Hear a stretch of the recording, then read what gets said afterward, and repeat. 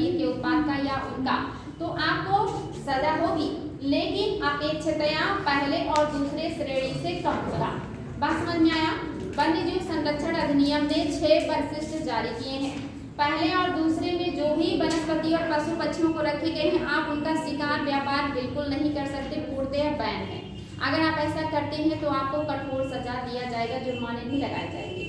इसके बाद जो आता है वो तीसरा चौथा परिशिष्ट आता है। इसमें जो भी वन्यजीव, जो भी वनस्पतियां जिनको भी संरक्षण दिया गया है, अगर आप उनका व्यापार करते हैं, उनका शिकार करते हैं, अवैध तस्करी करते हैं उनका या उनके शरीर के किसी भी उत्पाद का, तो उसके लिए भी आपको सजा होगी, लेकिन अपेक्षितया पहले और दूसरे वाले से कम होगी। बात समझ में आया? तो बचा आपका दो, और कौन सा बचा? पांचवा और छठा। पांचवें में जो रखा गया है, जिन भी वनस्पतियों और जीवों को रखा गया है, आप उनको मतलब एक नियमित दायरे में रह करके ही आप उनका व्यापार या शिकार कर सकते हैं। यानी कि अनुमति तो है, लेकिन दायरे में रह के कर सकते, ये नहीं कि जितना मन करे उतना। जो आपका छठा है, इसमें जो भी आपके वनस्पतियां और सारी चीजों को रखा गया है, आप इनका खेती वगैरह नहीं कर सकते हैं, आप उसको कृषि में उपयोग नहीं ला सकते। जैसे आपके जो अफीम है, इसकी खेती हर कोई नहीं कर सकता। इसकी खेती एक मतलब दायरे में रह के किया जाता है, और जो है संरक्षण या नियंत्रण में किया जाता है। दवा वगैरह के लिए यूज आता है, जितनी आप ये खाते हैं ना कीटनाशी दवाइयाँ, इस समय क्या होती है, ऐसी चीजें नहीं होती हैं जो आपके दिमाग को शून्य कर देती है। वो दर्द को खत्म नहीं करती, बल्कि जहाँ दर्द हो रहा है, जो खबर भेजता है दिमाग को कि हाँ दर्द यहाँ है, उसको क्या कर देता है, वो शून्य कर देता है। वो सूचना दिमाग को नहीं मिलती है कि या मतलब जो वो फील उस समय आपको नहीं होता कि आपको दर्द हो रहा है, लेकिन क्या होता है, दर्द हो रहा होता है, बस आपके दिमाग को वो पता नहीं चलता कि दर्द हो रहा है। तो उस नर्वस सिस्टम को क्या कर देता है, ये ब्लॉक करने का काम करता है। ये कौन करते हैं? ये अफीम जैसे मादक पदार्थ करते हैं, जो काफी ज्यादा हानिकारक होते हैं। हाँ बेटे, बाराबंकी में होता है, एमपी में भी होता है, यस, कुछ क्षेत्रों में होता है, दवाओं के लिए होता है। अब उसी का लोग जो है अवैध तस्करी भी कर लेते हैं, लेकिन देखिए उसके लिए काफी कठोर सजा है और जुर्माने भी लगते हैं। तो गलत तरीके से अगर उसका व्यापार करते हैं तो उसमें पूरे अंतरराष्ट्रीय स्तर पर व्यापार जो है ये होता है, लेकिन उसमें बैन है। हाँ, ये अफीम पोस्ता होता है, मतलब अधपका फल होता है, जिससे जो निकलता है दूध वगैरह, इन्हीं से बनाया जाता है। इसीलिए ज्यादा मात्रा में नहीं होता, थोड़े थोड़े मात्रा में होता है, इसीलिए तो इतना कीमती होता है। तो ये दवाओं के लिए किया जाता है। जैसे ये बैन है, आप इसकी खेती नहीं कर सकते हैं। इसकी खेती सिर्फ सरकार ही या ऐसी चीज जिसको सरकार ने ये अनुमति दी होगी कि ठीक है आप उत्पादन कर सकते हैं दवाओं के लिए, वही कर सकता है, हर कोई नहीं कर सकता है। बात समझ में आया? तो ये आपकी 6 श्रेणियां हैं जो आपका वन्यजीव संरक्षण अधिनियम के द्वारा जारी किया जाता है और इसके तहत संरक्षण दिया जाता है। बात समझ में आ गया? दूसरा जो आया इसके बाद अधिनियम आपका पर्यावरण के क्षेत्र में, वो कौन सा था? 1986 का अधिनियम। ये कौन सा है? पर्यावरण संरक्षण अधिनियम। पर्यावरण को संरक्षण देने के लिए 1986 में अधिनियम आया, और ये अधिनियम भी 1972 के सम्मेलन से ही प्रभावित है, क्योंकि 1972 के सम्मेलन के बाद से हमने वन्यजीवों के संरक्षण के लिए 1972 वन्यजीव संरक्षण अधिनियम लाया। उसी के बाद हमने पर्यावरण संरक्षण अधिनियम भी अपने यहाँ पारित किया, जो 1986 में आया। इसके तहत हम पर्यावरण को संरक्षण देने के लिए जितना भी बेहतर काम कर सकते हैं, उसके लिए हमने काम करना शुरू किया। और पर्यावरण में जो सुरक्षा है या पर्यावरण जो संरक्षण है, ये क्या है? ये अनुच्छेद 21, आपका अनुच्छेद 21 क्या कहता है? प्राण एवं दैनिक स्वतंत्रता की बात करता है ना। इसके अलावा आपको शुद्ध हवा का अधिकार है, आपको शुद्ध पानी का अधिकार है, आपको शुद्ध पर्यावरण प्राप्त करने का अधिकार है। ये आपका अधिकार है, ऐसा किसमें कहा गया है? अनुच्छेद 21 में कहा गया है। अनुच्छेद 48A में क्या कहा गया है? हमारा कर्तव्य है कि हम पर्यावरण और वन्य जीवों का संरक्षण करें, संवर्धन करें और उसको बढ़ावा दें। तो अनुच्छेद की बात करेंगे तो 21 में आपका अधिकार है और 48 में आपका कर्तव्य या नीति निर्देशक तत्व सरकार का कर्तव्य है। आपका कर्तव्य तो फिर किस में हो जाएगा? 51 का भी। आपके कितने कर्तव्य हैं? 11। उसमें भी आपको बताया गया कि आपको ऐसी चीजों को संरक्षण देना है। तो आपके देखिए अनुच्छेद 21 में भी है, अधिकार में भी है, नीति निर्देशक तत्व में भी है, और हमारा कर्तव्य भी होता है कि हम पर्यावरण वन्य जीवों का सुरक्षा करें, उनका संरक्षण करें और ऐसे चीजों को बढ़ावा दें। तो दो अनुच्छेद एकदम याद रखिएगा, 21 जो अधिकार में है और 48A ये भी आपके अनुच्छेद हैं जो पर्यावरण संरक्षण की बात करते हैं। तो कब आया है पर्यावरण संरक्षण अधिनियम? 1986 में लाया गया है। ये चीज याद रखिएगा, काफी इंपॉर्टेंट है। ये जो 1986 का अधिनियम है इसमें 2-3 पॉइंट है, अगर आप कहें तो मैं आपको नोट करा दूं, ये इंपॉर्टेंट है। जैसे इसमें पहला पॉइंट है, नोट कर लीजिएगा, इस अधिनियम में 26 भाग व 4 अध्याय हैं। जो आपका पर्यावरण संरक्षण अधिनियम 1986 है, इसमें 26 भाग है और 4 अध्याय है। यहाँ से क्वेश्चन बने हैं, 26 भाग है और 4 अध्याय है। इसमें पहला पॉइंट नोट कीजिएगा, इस कानून के सेक्शन 3 लिखे, ब्रैकेट में 1 लिख लीजिएगा। सेक्शन 3(1) के अनुसार या सेक्शन 3 फर्स्ट भी लिख सकते हैं, के अनुसार केंद्र सरकार को उन सब कार्यों को करने के लिए सक्षम बनाता है। बहुत ही इंपॉर्टेंट पॉइंट है। इस कानून के सेक्शन 3 फर्स्ट के अनुसार केंद्र सरकार को उन सब कार्यों को करने के लिए सक्षम बनाता है जो न केवल पर्यावरण के संरक्षण में सहायक, जो न केवल पर्यावरण के संरक्षण में आवश्यक एवं सहायक हो, बल्कि पर्यावरण संरक्षण में न केवल आवश्यक एवं सहायक हो, बल्कि पर्यावरणीय प्रदूषण के नियंत्रण,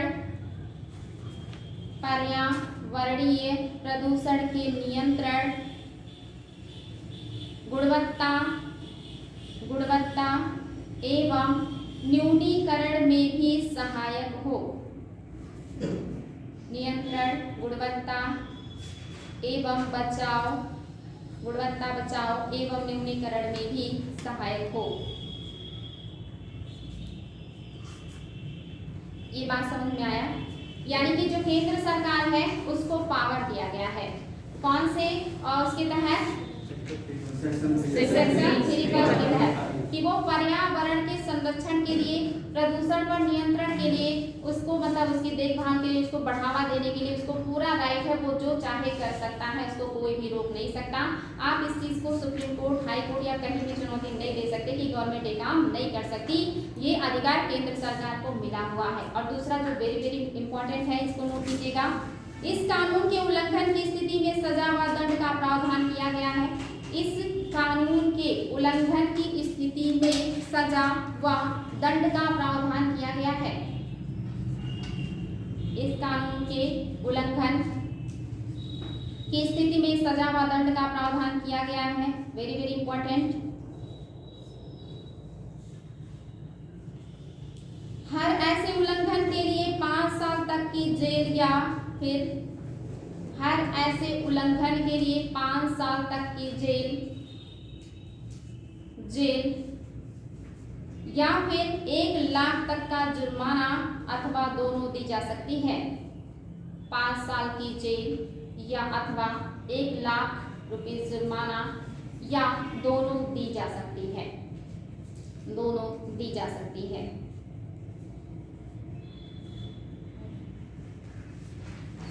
नेक्स्ट पॉइंट, ये भी आपका बहुत ही इंपॉर्टेंट है। इस कानून में नियोजित मापदंडों से अधिक मात्रा में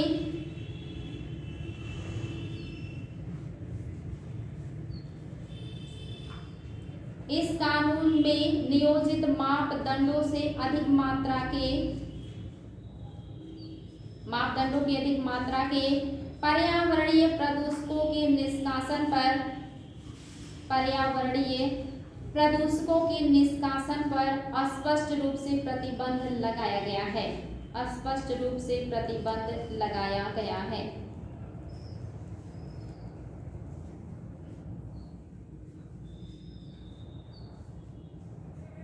पर्यावरण संरक्षण अधिनियम 1986 ऐसा पहला पर्यावरण संबंधी कानून था।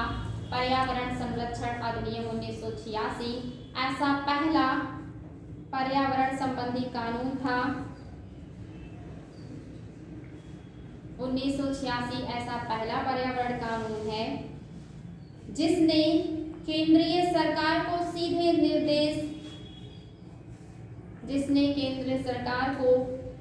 निर्देश देने को अधिकृत किया।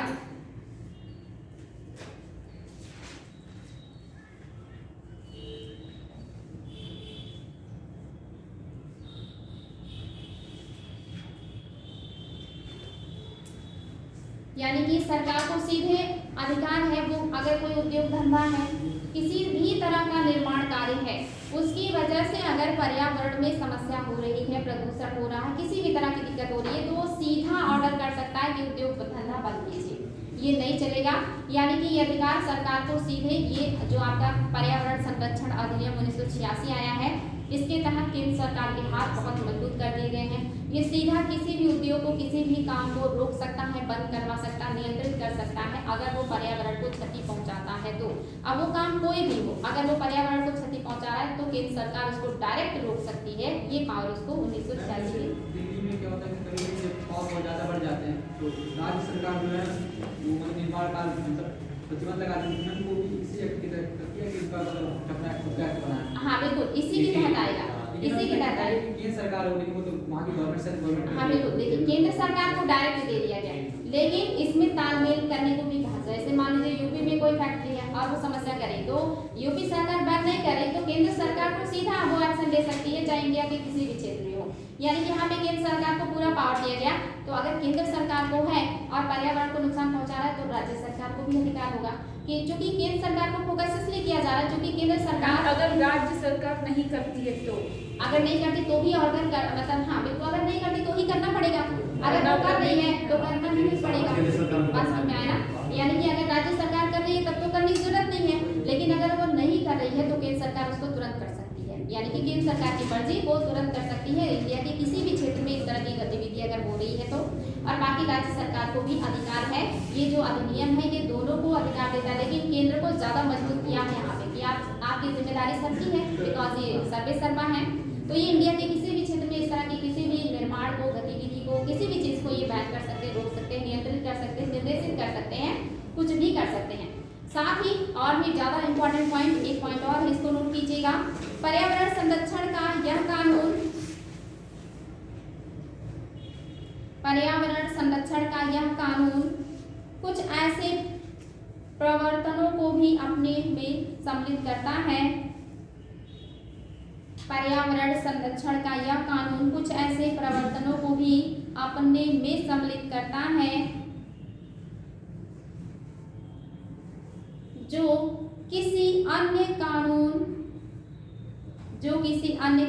में नहीं है, जो किसी अन्य कानून में नहीं है। सेक्शन 19 हाईलाइट कीजिएगा।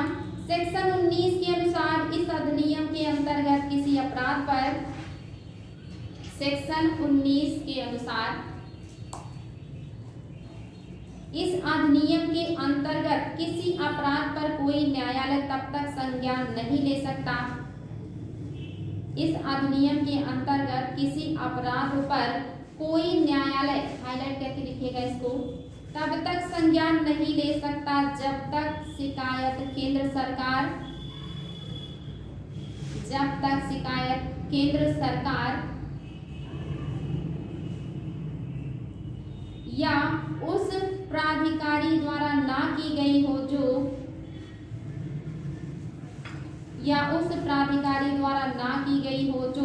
इस प्रयोजन हेतु सरकार की तरफ से नियुक्त है,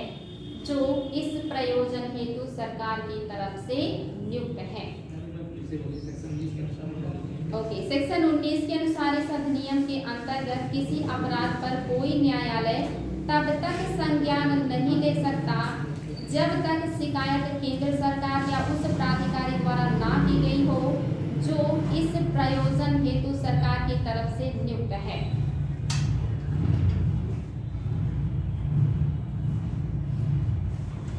क्लियर है? एकदम सिंपल सी बात है। कोई भी न्यायालय पर्यावरण संरक्षण अधिनियम में दिए हुए जो भी प्रावधान है उस पर तब तक सुनवाई नहीं कर सकता, तब तक कोई फैसला नहीं दे सकता जब तक कि केंद्र सरकार मैटर लेके खुद ना गई हो कोर्ट, या केंद्र सरकार द्वारा नियुक्त कोई प्राधिकार ना गया हो इस बात को लेके, तब तक इस पर बहुत बड़ी बात है। यानी कि इसमें सबसे ज्यादा पावर किसको मिला है? केंद्र को मिला है। वही हर चीज का फैसला कर सकती है, रोकने का, नियंत्रित करने का, क्या होगा क्या नहीं होगा, वो सारा अधिकार किसको दे दिया गया है? केंद्र सरकार को दे दिया गया है। यहाँ पे न्यायालय भी कमजोर है, ठीक ना? जैसे एनजीटी होता है, एनजीटी जैसे गवर्नमेंट बनाया उसको, तो वो जैसे राज्यों के ऊपर मतलब प्रतिबंध लगाते हैं नदियों पे प्रदूषण होने पे, लेकिन उसके जब कुछ क्लेम करता है तो राज्य भी उसको लेके सुप्रीम कोर्ट में चले जाते हैं कि हमारे ऊपर। हाँ बिल्कुल ले जा सकते हैं। जैसे एनजीटी जो बनाया गया है, नेशनल ग्रीन ट्रिब्यूनल, कब बनाया है? 2010 में बना है। ये जो आपका बनाया गया था, इसमें आप अगर कोई भी लेके जाते हैं मैटर पर्यावरण से जुड़ा हुआ, चाहे वो वाटर का हो, हवा का हो, मिट्टी का हो, किसी भी तरह का, यहाँ पे 6 महीने के अंदर सुनवाई करना बाध्य है। 6 महीने के अंदर आपको मतलब उस पर सुनवाई करके उसका जो भी फैसला है देना है। अगर उस फैसले से संतुष्ट नहीं होता है जो भी वहां लेकर के गया है, लेकिन वो देखिए वो अलग चीज है। यहाँ पे बात हो रहा है ना पर्यावरण संरक्षण अधिनियम 1986, इसके तहत अगर कोई मैटर आता है और वो मैटर कोई न्यायालय में ले जाता है तो वो सुनवाई नहीं करेगा।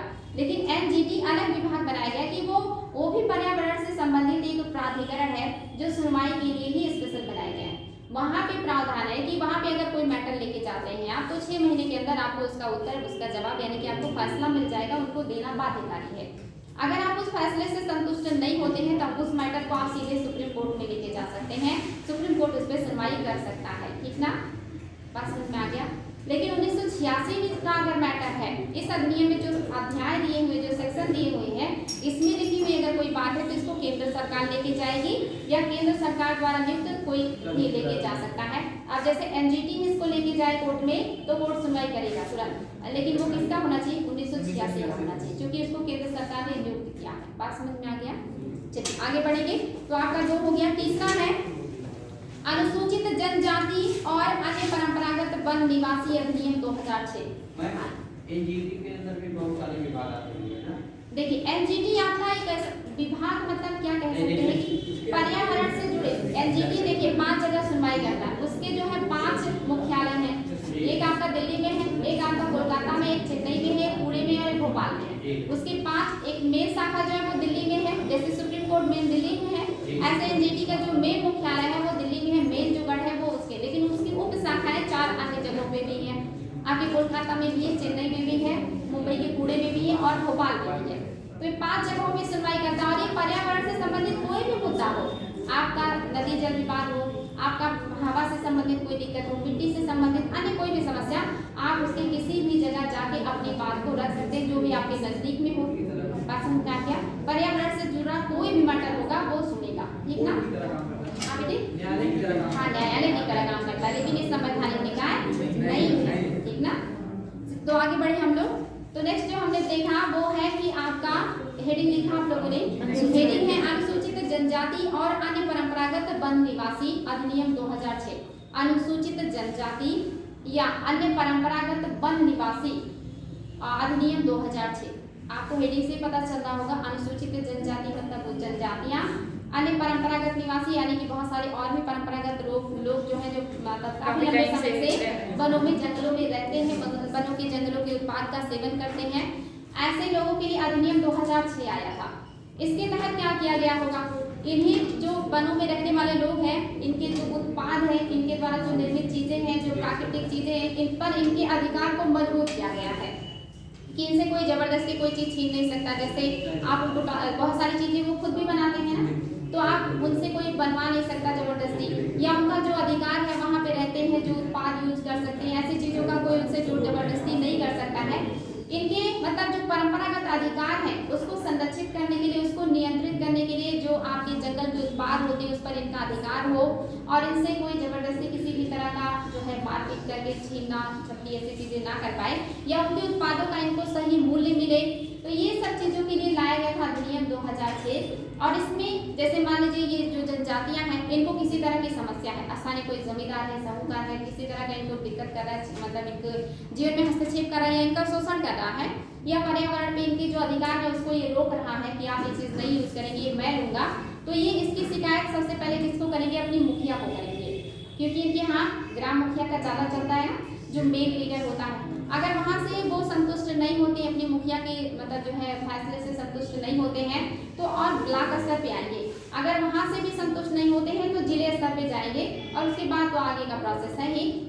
तो पहला प्राधिकारी कौन होगा, इनकी सुनवाई का ग्राम का मुखिया होता है और ये उनके अधिकारों को संरक्षित करने के लिए लाया गया, क्योंकि इनका जो जीवन है ये लंबे समय से या शुरू से ही या परंपरागत रूप से जंगलों पर ही है और जंगलों के उत्पादों पर ही है। तो इनकी जिंदगी या इनकी चीजों को संरक्षित करने के लिए लाया गया, क्योंकि ये भी आपके समाज का एक हिस्सा है जिनके साथ काफी समय से जातियां हो रही हैं, जिस पर हमने बहुत कम ध्यान दिया है, क्योंकि वो माने जाते हैं कि सभ्य समाज का हिस्सा नहीं है, वो पढ़े लिखे नहीं होते, वो अपनी अपनी अल्हड़ सभ्यता अल्हड़ संस्कृति के साथ जीते हैं और बहुत कटे से रहते हैं, इसलिए हम उन्हें अपने समाज का हिस्सा कहीं ना कहीं नहीं मानते और इसकी वजह से उनके साथ बहुत ज़्यादा जातियाँ होती हैं, बहुत ज़्यादा हमारे द्वारा उनका शोषण होता है या उनके साथ दुर्व्यवहार होता है।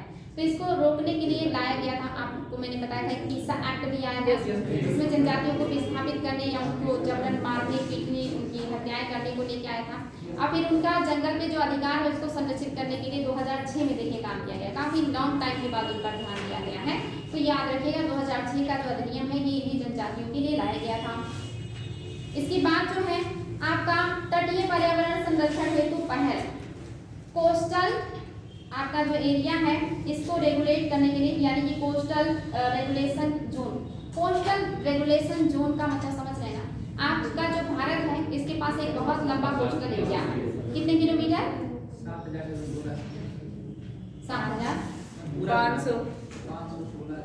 7,516 है। कंफ्यूज कितना है बताइए मैम कोस्टल एरिया हाँ नहीं, कोस्टल एरिया मैंने पूछा कि भारत का अगर संपूर्ण पूछेंगे तो अलग हो जाएगा, स्थल से लगे हुए। ठीक है, हम लोग कितना कंफ्यूज होते हैं, क्लास में आप लोगों से 2-2 बार पूछ चुकी हूँ। टोटल कितना है बोलेंगे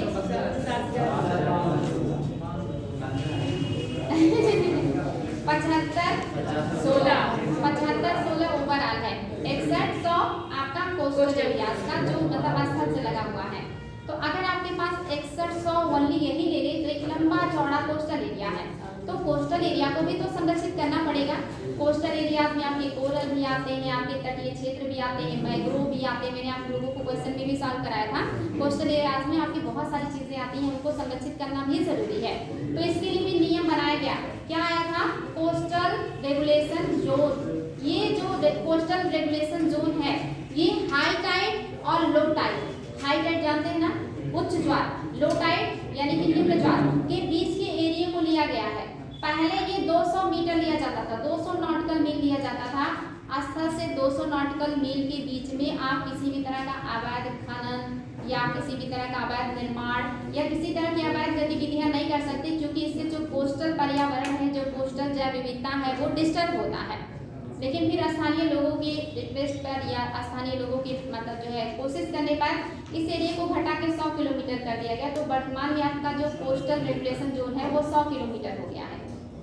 तो आप स्थल में 100 किलोमीटर का जो एरिया है जलीय पार्ट में, यहाँ पे आप कोई अवैध खनन नहीं कर सकते, आप कोरल का खनन नहीं कर सकते, आप किसी भी तरह का वहाँ से समुद्र के उत्पादों को खन करके नहीं निकाल सकते, सिवाय पेट्रोलियम का हो सकता है। पेट्रोलियम हमारे लिए आवश्यक है और कुछ ऐसी चीजें जिससे कि मतलब हमारे मूलभूत जरूरतें हैं वो छोड़ के बाकी आप किसी भी तरह का निर्माण, विनिर्माण और या किसी भी तरह का खनन आप नहीं कर सकते हैं 100 किलोमीटर के जोन में, क्योंकि इस क्षेत्र में आपके कोरल भी होते हैं, आपके बहुत सारे वेटलैंड्स होते हैं, आपके अन्य बहुत सारे आपके समुद्र से जुड़े हुए पारिस्थितिकी तंत्र होते हैं जो डिस्टर्ब होते हैं।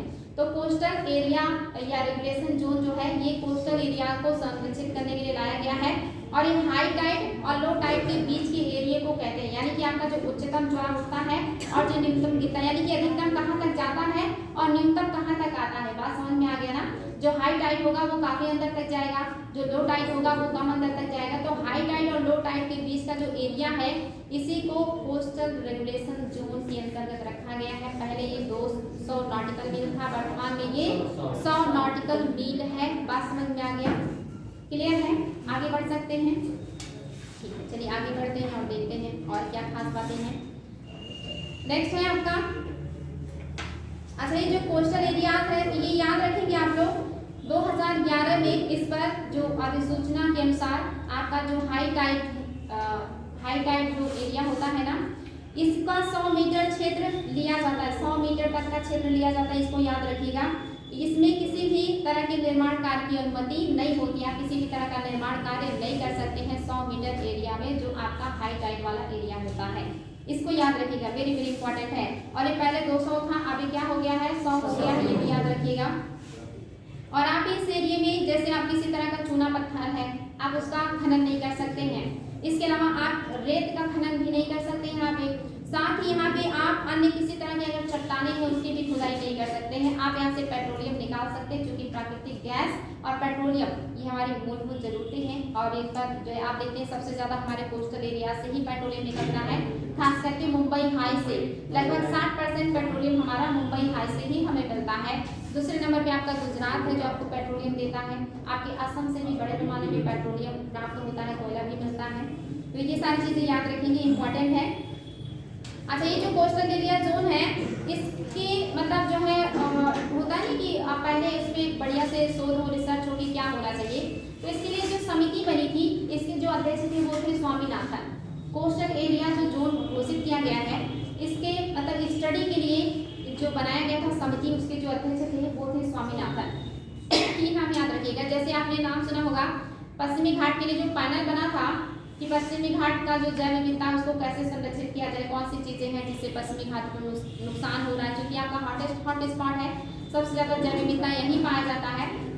तो उसके लिए एक पैनल बना था ना, उसके अध्यक्ष कौन थे, मैंने पढ़ाया आप लोगों को, कौन थे? जो आपका पश्चिमी घाट है इसके जैव विविधता को संरक्षित करने के लिए एक पैनल बनाया गया था। उसके अध्यक्ष कौन थे, सॉल्व किया आप लोगों ने, प्रैक्टिस सेशन में भी किया है और मैंने क्लास में बताया। वो तो परमाणु के हैं। चलिए, आप लोगों को याद नहीं है, आप लोग अपने दिमाग से जोड़ डालिएगा फिर उत्तर दीजिएगा। ऐसे जो आपका कोस्टल रेगुलेशन जोन है, इसके लिए भी आपका एक कमेटी बनाई गई थी, जिसके अध्यक्ष कौन है, स्वामीनाथन, याद रखिएगा इसको। इसके बाद आपका राष्ट्रीय वन नीति 1988 आया था। राष्ट्रीय वन नीति 1988 आप सभी को पता है, एडम आपके ने एडम्स, क्या एडम्स नहीं, वो तो एडम तो आपके पास पर्यावरण पारिस्थितिकी वाला बता रहे हो, ठीक है, उन्हें काउंसिल जो है वो एडम हाँ। तो आपका जो मैं अभी बात कर रही हूँ, आपका पर्यावरण जो मतलब वन नीति 1988 में वन नीति लाई गई थी, यानी कि वनों को संरक्षण देने के लिए, वनों के एरिया को बढ़ावा देने के लिए वन नीति आया था 1988 में, ठीक ना। तो याद रखिएगा, आपका वन नीति 1988 में आया था। इसके बाद अगर आप लेटेस्ट बात करेंगे तो 2016 में वन नीति आई थी। अभी जो आया है ये कब आया, 2021 में, है ना। 2021 के पहले वन नीति 2019 में भी आया था, उसके पहले आपका 2016 में भी आया था। तो जो 2016 में वन नीति आई थी वो 2088 का है, इसी को प्रतिस्थापित किया था, यानी कि इसी के ऊपर लाया गया था 2016 का वन नीति। और आपके प्रत्येक 2 वर्ष में वन नीति आती है। अगर कोई समस्या ना, जैसे कोरोना काल में थोड़ी सी समस्या हुई तो 19 के बाद आपका फिर जो है लेकिन 21 में वन रिपोर्ट देखने को आपको मिल गया है। तो ये जो वन नीति 1988 आया था, इसके बाद 2016 में इसको प्रतिस्थापित करके वन नीति लाई गई थी। और आप सभी को पता है कि जो वन है इसके तहत आपको घोषित किया गया कि कम से कम 33% आपके वन होने चाहिए, जो कि आपके पर्यावरण के लिए बहुत जरूरी है। तो जो 88 था, इसमें बहुत सारे नियम ऐसे भी बना दिए गए थे जिसको फॉलो करना थोड़ी समस्या हो रही थी, तो इसमें थोड़ा सा बदलाव किया गया 2016 में। 2016 में बदलाव क्या किया गया था, ये चीजें हम आपको बता दे रहे हैं क्योंकि ये इम्पोर्टेंट है आपका कि 2016 में क्या बदलाव किया गया है। 2016 में कहा गया कि जो पर्वतीय क्षेत्र है, यहाँ पे वन नीति 1988 के तहत कहा गया था कि 2/3 वन पर्वतीय क्षेत्रों में होने चाहिए। फिर इसे 2016 में घटा के 1/3 कर दिया गया कि 1/3 वन भी चलेगा, क्योंकि वहाँ के लोगों को भी तो खेती करने की और अन्य चीजों की जरूरत होती है। तो 2/3 से घटा के 1/3 कर दिया गया कि 1/3 वन यहाँ पे रहेंगे, तो भी कोई दिक्कत नहीं है। साथ ही आप देखेंगे जनजातीय क्षेत्रों में जो स्थानीय समुदाय या जो ग्राम पंचायत होते हैं, इनको अधिकार प्रदान करने वाला मतलब एक वन अधिनियम 2006 को भी यह नीति नजरअंदाज करती है। यानी कि 2006 में एक वन नीति लाई गई थी कि जो वहाँ के स्थानीय लोग हैं उन्हें अधिकार है कि वो वन से संबंधित कोई भी निर्णय ले सकते हैं। मोस्टली आप देखते हैं जहाँ पिछड़े इलाके होते हैं वहाँ पे जो न्याय करते हैं वो क्या कहते हैं, खाक पंचायत करती है ना, पंचायतें ही करते हैं, स्थानीय जो उनके छोटे स्तर के न्यायालय वही करते हैं। तो 2006 में ये अधिकार दे दिया गया था जनजातियों को कि वो अपने यहाँ के वन से लेकर के निर्णय ले सकते हैं कि उन्हें क्या करना और क्या नहीं करना। लेकिन 2016 में जो लाया गया, इसने कहा कि नहीं, उनको ये अधिकार नहीं दिया जाएगा कि वो क्या करेंगे, ये राष्ट्रीय स्तर की बात है, इसलिए जो भी फैसले आएंगे वो राष्ट्रीय स्तर पर आएगा। तो 2006 का जो लाया गया था अधिनियम जो है स्थानीय लोगों पे, खास करके जनजातियों के लिए, ये उनसे छीन लिया गया अधिकार, ये 2016 में ये काम किया गया, ये भी याद रखिएगा, इम्पोर्टेंट है। इसके अलावा आप देखेंगे स्थानीय समुदाय की आजीविका हेतु आय बढ़ोतरी के साथ साथ वनों को शून्य नुकसान वाले पर्यावरणीय पर्यटनों को विकसित किया गया, यानी कि स्थानीय जो लोग हैं उनका जो आजीविका है वो बढ़े, क्योंकि स्थानीय लोगों की ज्यादातर जरूरतें वनों पे होती हैं। अभी देखिए अब आपके यहाँ गैस से ज्यादा हो गया है, लेकिन अभी तक खाना बनाना हो, अलाव नापना हो, पशुओं के लिए मतलब जो है धुआं लगाना हो, इस तरह का कोई भी काम करना हो तो हम क्या होते थे, पौधों के ऊपर ही निर्भर होते थे, पेड़ से ही सारी जरूरतें हमारी पूरी होती थी। लेकिन अभी क्या हो गया, हमारे पास बहुत सारे सरकार ने सोलर प्लांट, बहुत सारे सोलर लाइट्स, बहुत सारे उज्ज्वला के तहत देखिए गैस सिलेंडर सबको मिल गया, तो अभी हमारी निर्भरता उस पर काफी कम हो गई है। अन्यथा हमारी निर्भरता अभी कुछ सालों पहले पूरी तरह से ऐसी चीजों पे थी, खास करके ग्रामीण क्षेत्रों में। तो यहाँ पे दिया गया कि उनकी आजीविका, उनकी जरूरतों को पूरा किया जाए, लेकिन वनों को कम से कम नुकसान पहुंचा के। ये किस में किया गया, 2016 में किया गया है, ये चीज याद रखिएगा, इम्पोर्टेंट है। आगे देखेंगे आपका और क्या है जो हमने इंडिया मतलब आपके नेशनल स्तर पे वर्क किए हैं पर्यावरण को संरक्षण देने के लिए। अच्छा, आपने नाम सुना होगा बॉम्बे नेचुरल हिस्ट्री सोसाइटी, ये आपका 1983 में बना था, और ये भी किस लिए है, वन्य जीवों के संरक्षण के लिए ही है, प्लांट्स और वन्य जीवों के संरक्षण के लिए है, जैव विविधता को बनाए रखने के लिए। नाम है ना बॉम्बे नेचुरल सोसाइटी। ये भी आपके 1972 का जो स्टॉकहोम सम्मेलन है उसी से प्रभावित है, और ये भी अपने यहाँ स्थानीय स्तर पर उस काम को और भी ज्यादा प्रोग्रेसिव और भी ज्यादा बेहतर करने का प्रयास करता है। आपका जो बॉम्बे नेचुरल सोसाइटी है ये बहुत इंपॉर्टेंट है, बॉम्बे नेचुरल हिस्ट्री सोसाइटी 1983 में इसका गठन किया गया था, याद रखिएगा। आगे आपका भारतीय वनस्पति सर्वेक्षण, भारतीय वनस्पति सर्वेक्षण का मुख्यालय कहाँ है, ये क्वेश्चन कई बार आया है। नहीं बेटी, लखनऊ नहीं, कोलकाता में है, याद रखिएगा। आपका भारतीय वनस्पति सर्वेक्षण का जो मुख्यालय है वो कोलकाता में है, ठीक ना। इसके बारे में क्या खास बातें, कुछ ज्यादा नहीं है, आपको पता ही चल रहा है कि वनस्पतियों के संरक्षण के लिए लाया गया था। आया कब है, 1890 में, 1890 में ये स्थापित किया गया था, याद रखिएगा। इसको इंग्लिश में क्या कहेंगे, बॉटनिकल सर्वे ऑफ इंडिया, ये 1890 में ही स्थापित हुआ था, और इसका मुख्यालय आपके कोलकाता में है। इसके बाद जो और स्थापित किए गए थे संगठन वो है भारतीय प्राणी सर्वेक्षण, जूलॉजिकल सर्वे ऑफ इंडिया। इसका जो मुख्यालय है ये कहाँ पे है, इसका मुख्यालय पता है आप लोगों को, चलिए इसका मुख्यालय अगर नहीं पता है तो आप हमें बताएंगे।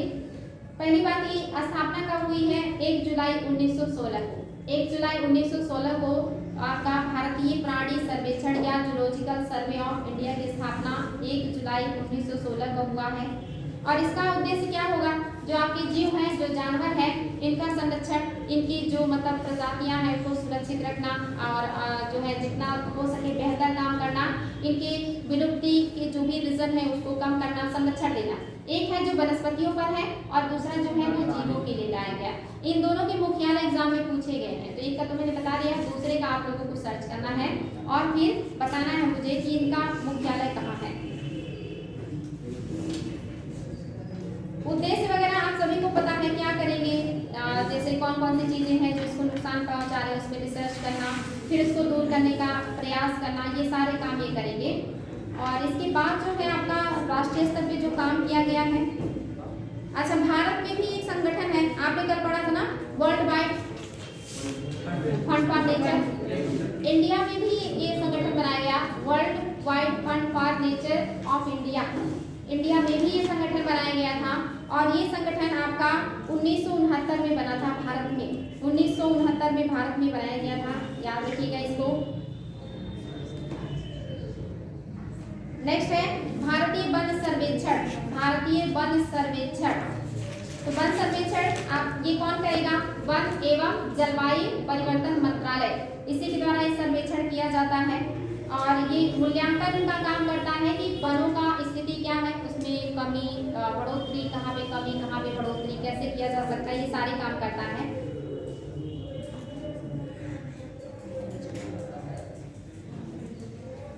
बाकी आपके पर्यावरण के मतलब क्षेत्र में और भी कुछ काम किए गए हैं, जैसे केंद्रीय प्रदूषण नियंत्रण बोर्ड, इसमें मैं 2 पॉइंट लिखाऊंगी, इसको नोट करिएगा, एग्जाम में आया हुआ है। केंद्रीय प्रदूषण नियंत्रण बोर्ड, इसको लिखिएगा, बहुत इंपॉर्टेंट है। केंद्रीय प्रदूषण नियंत्रण बोर्ड का गठन एक संवैधानिक, एक सांविधिक, सांविधिक मतलब जानते हैं, सांविधिक, बताइए सांविधिक क्या होता है? एक होता संवैधानिक, यानी कि जब संविधान बना था तभी वो उसमें था। एक होता है सांविधिक, यानी कि जो बाद में बना। ठीक है। केंद्रीय प्रदूषण नियंत्रण बोर्ड का गठन एक सांविधिक संगठन के रूप में, केंद्रीय प्रदूषण नियंत्रण बोर्ड का गठन एक सांविधिक संगठन के रूप में जल अधिनियम 1974 के अंतर्गत, हाईलाइट कीजिएगा, जल अधिनियम 1974 के अंतर्गत सितंबर 1974 में किया गया था। इसके पश्चात केंद्रीय प्रदूषण नियंत्रण बोर्ड को वायु अधिनियम का मतलब है कि वायु प्रदूषण निवारक एवं नियंत्रण अधिनियम, वायु अधिनियम 1981 के अंतर्गत शक्तियों का, वायु अधिनियम 1981 हाईलाइट कर लीजिएगा, यानी कि जल संरक्षण अधिनियम कब आया? 1974 में। वायु संरक्षण अधिनियम कब आया है? 1981 में। तो 1981 के अंतर्गत शक्तियां व कार्य सौंपे गए।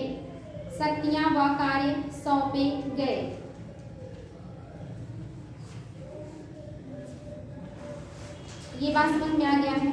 जो आपका प्रदूषण बोर्ड, नियंत्रण बोर्ड बनाया गया है, ये किसके तहत बना है? जल प्रदूषण नियंत्रण के तहत बना है। और इसको पावर किसके तहत मिला है? वायु प्रदूषण 1981 के तहत पावर मिला है।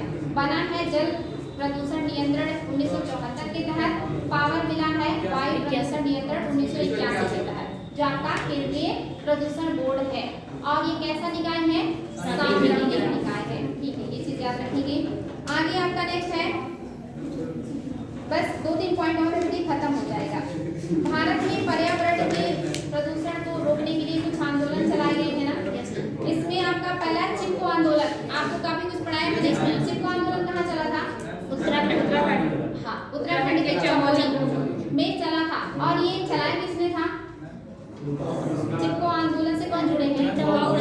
सुंदरलाल चटोपाध्याय। अच्छा, कोई महिला भी है, कौन है? उनकी पत्नी, उनकी वाइफ।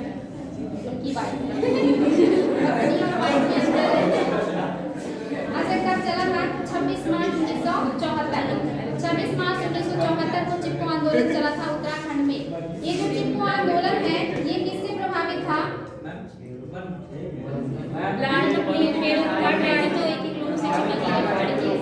गौरा देवी थी। गौरा देवी ने ही आंदोलन शुरू किया था। और इसके बड़े स्तर पे जो बढ़ाया है वो किसने बढ़ाया है?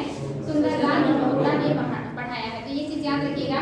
ये जो आपका चिपको आंदोलन है, ये प्रभावित है, एक आंदोलन हुआ था राजस्थान में बहुत पहले। बिश्नोई प्रजातियां, मतलब वहाँ की जनजातियां हैं, वहाँ पे बहुत पहले एक राजा थे, अजीत सिंह नाम था। उन्होंने कहा कि वहाँ के जो पेड़ है, खेजड़ी का नाम सुना होगा आपने, वो चारा, औषधि, बहुत सारे यूज में आते हैं, लकड़ियाँ उसका ईंधन के यूज में भी आता है, छाया का काम तो करता ही है। तो खेजड़ी वृक्ष को काटने का ऑर्डर दिया था अजीत सिंह ने, जिसको मतलब जो है रोकने के लिए वहाँ की जो मतलब एक परिवार था, उस परिवार ने पेड़ों से मतलब अपने आप को चिपका दिया और कहा कि नहीं काटने देंगे, अगर आप काटेंगे तो हमें पहले मारना होगा। उनके साथ कुछ और भी लोग थे। तो राजा इतने क्रूर थे कि इन्होंने ऑर्डर दे दिया और पेड़ के साथ उन लोगों को भी कटवा दिया। उसी से प्रभावित हुए थे चिपको आंदोलन वाले, और इन्होंने चिपको आंदोलन उसी से प्रभावित होकर चलाया, लेकिन चूंकि लोकतंत्र में हुआ तो ये सफल हो गया, राजतंत्र में ये सफल नहीं हुआ था। तो ये चीज याद रखिएगा, खिचड़ी जो वृक्ष है इसको काटने से रोकने के लिए किया गया था। इसके बाद आपको साइलेंट वैली आंदोलन है। साइलेंट वैली आंदोलन जो है ये किससे जुड़ा हुआ है? केरल का जो पलक्कड़ जिला है, केरल के पलक्कड़ जिले में एक बहुउद्देशीय परियोजना चलाई जा रही थी। जैसे बहुउद्देशीय परियोजना मतलब कि वहाँ से विद्युत उत्पादन होता, सिंचाई का काम भी होता, पेयजल आपूर्ति भी होती। तो इसके निर्माण से जो साइलेंट वैली की जो जैव विविधता है वो उसमें बहुत ज्यादा नुकसान आता, इसलिए उन्होंने इस मतलब प्रोजेक्ट का विरोध किया था। और ये जो आंदोलन है ये कहलाया साइलेंट वैली आंदोलन। तो ये किस लिए चलाया गया था? ये सदाबहार उष्णकटिबंधीय वनों को बचाने के लिए चलाया गया था, और ये कुंती पुझा नदी पर बनाए जा रहे जल विद्युत प्रोजेक्ट को रोकने के लिए था। कुंती पुझा नदी था, पलक्कड़ जिला है, कुंती पुझा नदी है, इसी पर जल विद्युत परियोजना बनाई जा रही थी, इसी को रोकने के लिए ये आंदोलन चलाया गया था। ये चीज याद रखिएगा। और इसी को कहा गया साइलेंट वैली आंदोलन। कब शुरू हुआ था? 1973 में ये आंदोलन शुरू हुआ था, ये चीज याद रखिएगा। और 1985 में साइलेंट वैली को राष्ट्रीय पार्क घोषित कर दिया गया। कब किया गया है? 85 में। 73 में आंदोलन शुरू हुआ, 85 में इसको नेशनल पार्क घोषित कर दिया गया था। ये चीज याद रखिएगा, वेरी वेरी इंपॉर्टेंट है। अच्छा, ये जो आपकी बिश्नोई आंदोलन है ये कहाँ से जुड़ा हुआ है? राजस्थान से ही जुड़ा हुआ है। बिश्नोई जो लोग हैं ये लोग क्या करते हैं? वनों को संरक्षित करते हैं, वनों की पूजा करते हैं। जैसे मैंने आपको पवित्र वन बताया था, तो उसी से। और ये अमृता देवी और उनकी जो बेटियां हैं जिन्होंने पेड़ को पकड़ा था ना, जिनको मार दिया गया था, ये वही आंदोलन है, बिश्नोई आंदोलन। इन्हीं लोगों ने पहली बार पेड़ काटने का विरोध किया था। और जहाँ पे जो अमृता देवी थी और इनकी 3 बेटियां और साथ में और भी 300 लोग, इन सबको पेड़ों के साथ कटवा दिया था राजा ने। यही कहलाया था बिश्नोई आंदोलन, याद रखिएगा। ये खेजड़ी वृक्ष को जो है बचाने के लिए उन्होंने ऐसा किया था बेचारे। उसके बाद आया था नर्मदा बचाओ आंदोलन। नर्मदा बचाओ आंदोलन आप सभी को पता होगा। नर्मदा पे एक बहुत ही बड़ा बांध बनाया जा रहा था। उस बांध को मतलब वो भी क्या है, बहुउद्देशीय परियोजना थी ये, यानी कि बहुत ऊंचा बांध बनता जिससे स्थानीय स्तर की जो जनजातियां हैं उनको विस्थापित किया जाता। स्थानीय स्तर का जो पेड़ पौधा है वो भी इससे क्या होता है, नुकसान पहुंचता, यानी कि पर्यावरण को भी, और साथ ही वहाँ के आसपास के किसानों को भी इससे उनकी आजीविका, उनकी जमीन नष्ट हो सकती थी। बड़े पैमाने के लोगों को वहाँ से हटाया जाता, विस्थापित किया जाता। इसीलिए आंदोलन चलाया गया था आपका नर्मदा बचाओ आंदोलन। कौन कौन जुड़े हैं इससे बताइए? नर्मदा बचाओ आंदोलन से कौन कौन जुड़ा था? बहुत इंपॉर्टेंट है, मैं आप लोगों को बता चुकी हूँ पहले ही। किसने नेतृत्व किया था? मेधा पाटेकर, बाबा आमटे, अरुंधति राय। मेधा पाटेकर, बाबा आमटे और अरुंधति राय, इन तीनों लोगों ने नर्मदा बचाओ आंदोलन चलाया था, जो कि एक बांध नर्मदा पे बनाई जा रही थी, जिससे मध्य प्रदेश, महाराष्ट्र और जो गुजरात है, इन तीनों राज्यों को फायदा होता। सिंचाई का काम, पेयजल आपूर्ति, विद्युत उत्पादन, ये सारे काम किए जाते। लेकिन इससे बड़े पैमाने पे जनजातियों को, वहाँ के किसानों को विस्थापित किया जाता और स्थानीय स्तर के वनस्पतियों, पेड़ पौधों को बहुत ज्यादा नुकसान होता। इसी वजह से आंदोलन चलाया गया था। नेक्स्ट है आपका एपिको आंदोलन। एपिको आंदोलन जैसे आपका चिपको आंदोलन है उत्तराखंड का, इसी से प्रभावित है एपिको आंदोलन या एपिको आंदोलन। ये कर्नाटक में चलाया गया था। ये भी कहाँ का है? कर्नाटक का है। और ये भी किसके? पेड़ों को बचाने के लिए चलाया गया था, कि पेड़ों को बहुत ज्यादा वहाँ पे कटाई की जा रही थी, जिससे वहाँ के पर्यावरण को क्षति पहुंच रहा था। तो पेड़ों को बचाने के लिए पेड़ से चिपक करके इन्होंने आंदोलन को मतलब जो है बढ़ाया था, पेड़ों को काटने से रोका था। ये एपिको या अपिको आंदोलन कहलाया था, और ये कहाँ पे है? कर्नाटक का है। ये याद रखिएगा, बहुत इंपॉर्टेंट है, और 1983 में चला था। बस 2 पॉइंट और। नेक्स्ट है आपका पापा मेरे खाने। अच्छा ठीक है, तो आप चले देखिए, 2 पॉइंट और नोट कर लीजिएगा। नेक्स्ट है जंगल बचाओ आंदोलन। ये 1980 के दशक की बात है। जंगल बचाओ आंदोलन ये 1980 के दशक में बिहार में शुरू हुआ था। जंगल बचाओ आंदोलन 1980 के दशक में बिहार में शुरू हुआ था, याद रखिएगा। यहाँ पे भी सरकार के द्वारा पेड़ काटे जा रहे थे और इसी के विरोध के लिए किया गया था, याद रखिएगा, बहुत इंपॉर्टेंट है। और खास करके साल के वृक्ष को यहाँ से काट करके सागौन लगाने की बात की जा रही थी सरकार के द्वारा, इसीलिए चला था जंगल बचाओ आंदोलन बिहार में। ये इंपॉर्टेंट है, 1980 में चला था। नवधान्य आंदोलन क्या है? नवधान्य आंदोलन, हाँ बिल्कुल, नवधान्य किसने चलाया? वंदना शिवा, वेरी वेरी इंपॉर्टेंट है। 1982 में ये आंदोलन चलाया गया था और ये आंदोलन एक नवधान्य संस्था स्थापित करके वंदना शिवा ने चलाया था। उड़ीसा में चलाया गया था। क्यों चलाया गया था? टाटा वालों ने इनका जीत पे अतिक्रमण कर दिया। हाँ, वहाँ पे मतलब जो है खास करके जैव विविधता संरक्षण और जैविक कृषि के लिए चलाया गया था। नवधान्य आंदोलन किस लिए था? जैविक कृषि और जैव विविधता के संरक्षण के लिए चलाया गया था। आपका नवधान्य आंदोलन कहाँ पे चला? उड़ीसा में। किसने चलाया? वंदना शिवा ने। और कौन सा संगठन स्थापित करके? नवधान्य संगठन। नेक्स्ट है आपका, हाँ बोलिए। 1982 विकास के विकल्प वेरी वेरी इंपॉर्टेंट। 1983 में अशोक खोसला ने विकास के विकल्प नामक गैर सरकारी संगठन की स्थापना की थी। नाम याद रखिएगा, क्या नाम है? अशोक खोसला। खोसला नाम है, अशोक खोसला। और ये 1983 में इन्होंने विकास के विकल्प नामक गैर सरकारी संगठन की स्थापना की थी और इसी के द्वारा इन्होंने ये आंदोलन चलाया था। इसमें इन्होंने कहा कि हम विकास के दूसरे विकल्प भी तो ढूंढ सकते हैं जो पर्यावरण को, मिट्टी को, वाटर को नुकसान कम पहुंचाए या ना नुकसान पहुंचाए। तो विकास के और क्या विकल्प हो सकते हैं? यानी कि एक तरीके से पर्यावरण को संरक्षण देने के लिए इन्होंने भी काम किया है। ये विकास का विकल्प आंदोलन चलाया था। इसके अलावा आपका है बलिया पाल आंदोलन। बलियापाल आंदोलन, बलियापाल जो आंदोलन है ये भी खास करके आपके मिसाइल टेस्टिंग को रोकने के लिए चलाया गया था और ये उड़ीसा का है। यस, उड़ीसा का ही है, आपका याद रखिएगा। उड़ीसा के बालासोर में आंदोलन चलाया गया था और वहाँ पे मिसाइल टेस्टिंग को रोकने के लिए, क्योंकि इसमें बहुत सारे विषाक्त पदार्थ होते हैं जो मिट्टी को और जल को नुकसान पहुँचाते हैं। तो याद रखिएगा, ये बहुत इंपॉर्टेंट है। मिसाइल टेस्टिंग के खिलाफ ये आंदोलन चलाया गया था कि यहाँ पे मिसाइल टेस्टिंग नहीं होने देंगे। उड़ीसा में चलाया गया था बलियापाल आंदोलन। नेक्स्ट है जो आपका गंगा बचाओ आंदोलन। गंगा बचाओ आंदोलन आप सभी को पता होगा कि गंगा को संरक्षण देने के लिए खास करके यूपी बिहार में आंदोलन चलाया गया था कि जो गंगा है इनमें बहुत ज़्यादा पॉल्यूशन हो रहा है और इस पॉल्यूशन को रोकने के लिए उनकी जो मतलब विविधता है, जैव विविधता, उसको संरक्षित करने के लिए चलाया गया था गंगा बचाओ आंदोलन। ये इम्पोर्टेंट है। और आज गंगा अभी तक पूरी तरह से सफल नहीं हुआ। अभी भी काफ़ी मतलब इतनी कोशिशों के बावजूद, इतनी बड़ी बड़ी बात थी और इतना सब कुछ करने के बावजूद भी नहीं हो पाया। कहीं ना कहीं लोग, स्थानीय लोगों का सहयोग नहीं है, जागरूकता नहीं है, सरकार की इच्छा शक्ति भी उतने बढ़िया से बनकर नहीं कर रही है। और आज का लास्ट और सबसे बढ़िया आंदोलन मैती आंदोलन। मैती आंदोलन, मैती आंदोलन ये बहुत ही शानदार आंदोलन है, आपको भी सुन के बहुत अच्छा लगेगा। ये उत्तराखंड में 1994 में चमोली जिले में चलाया गया था कल्याण सिंह रावत के द्वारा। 1984 में कल्याण सिंह रावत ने चमोली जिले उत्तराखंड में चलाया गया था। 1994 में उत्तराखंड के चमोली जिले में कल्याण सिंह रावत ने मैती आंदोलन चलाया था 1994 में। इन्होंने कहा कि आप जो दहेज देते हो शादी में, उसके बजाय आप, हाँ, इन्होंने कहा कि जो पेड़ लगाने की बात किया है, लेकिन पेड़ देने की बात की कि बदले में आप पेड़ दीजिए, गिफ्ट दीजिए पेड़। तो आगे चलके इस मतलब आंदोलन से लोग इतना ज़्यादा प्रभावित हुए कि वहाँ पे हुआ कि मतलब जैसे जूता चुराते हैं ना, तो जूता चुराने के बदले में एक पेड़ लगाए, दूल्हे पेड़ लगाए ससुराल में।